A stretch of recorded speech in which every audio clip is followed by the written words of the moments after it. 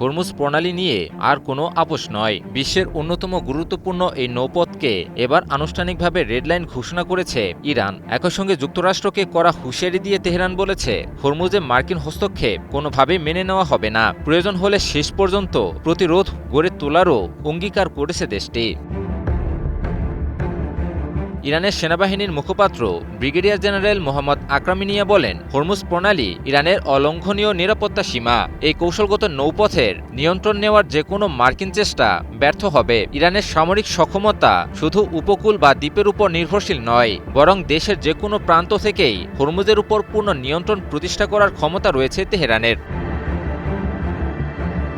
ইরানি বাহিনী আরও জানিয়েছে, হরমুজ প্রণালী পুনরায় স্বাভাবিক করতে হলে যুক্তরাষ্ট্রকে আগে দুই দেশের মধ্যে স্বাক্ষরিত 14 দফা সমঝোতা মেনে চলতে হবে এবং হরমুজ প্রণালীতে জাহাজ চলাচলের ক্ষেত্রে ইরানের নির্ধারিত বিধিমালা অনুসরণ করতে হবে। অন্যথায় এই অঞ্চলে যুক্তরাষ্ট্রের যে কোনো হস্তক্ষেপ প্রতিহত করা হবে বলে স্পষ্ট জানিয়ে দেয়া হয়। ব্রিটিশ বার্তা সংস্থা রয়টার্সের এক প্রতিবেদনে তুলে ধরা হয় এ খবর।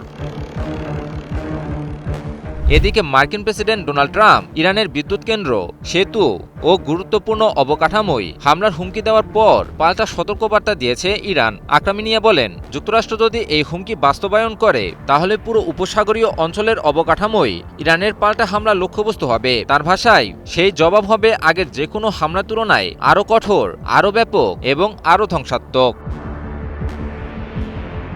একই সঙ্গে প্রতিবেশী দেশগুলোকেও সতর্ক করেছে তেহরান। ইরানের দাবি, যারা যুক্তরাষ্ট্রকে ঘাঁটি ব্যবহার করতে দেবে বা ইরানের বিরুদ্ধে হামলায় সহযোগিতা করবে তাদেরও এই সংঘাতের বাইরে রাখা হবে না। ইতোমধ্যেই কুয়েত, জর্ডান ও বাহরাইনে মার্কিন সামরিক স্থাপনায় হামলার দাবি করেছে ইরানি বাহিনী।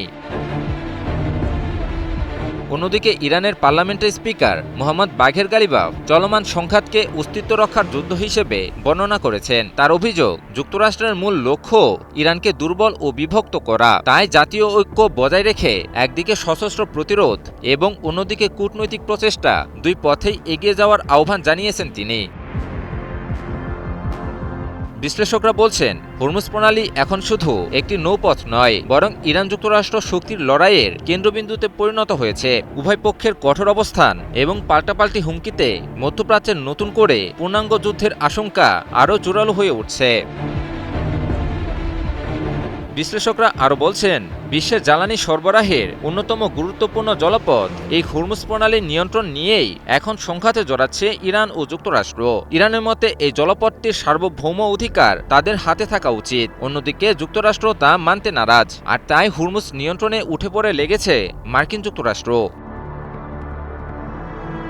এমনকি প্রয়োজনে জোরপূর্বক হলেও হরমুজের নিয়ন্ত্রণ নিতে চাইছে যুক্তরাষ্ট্র, আর তাই ইরানে হামলা চালিয়ে দেশটির সামরিক সক্ষমতা দুর্বল করে দেওয়ার পায়তারা করছে আগ্রাসী দেশটি। তবে ইরান বলেই দিয়েছে, যুক্তরাষ্ট্রের সাথে লড়াইটি তাদের জন্য অস্তিত্ব রক্ষার লড়াই, আর সে কারণেই শেষ রক্তবিন্দু পর্যন্ত প্রতিরোধ চলমান রাখার অঙ্গীকার ব্যক্ত করেছে ইরানের বীর যোদ্ধারা।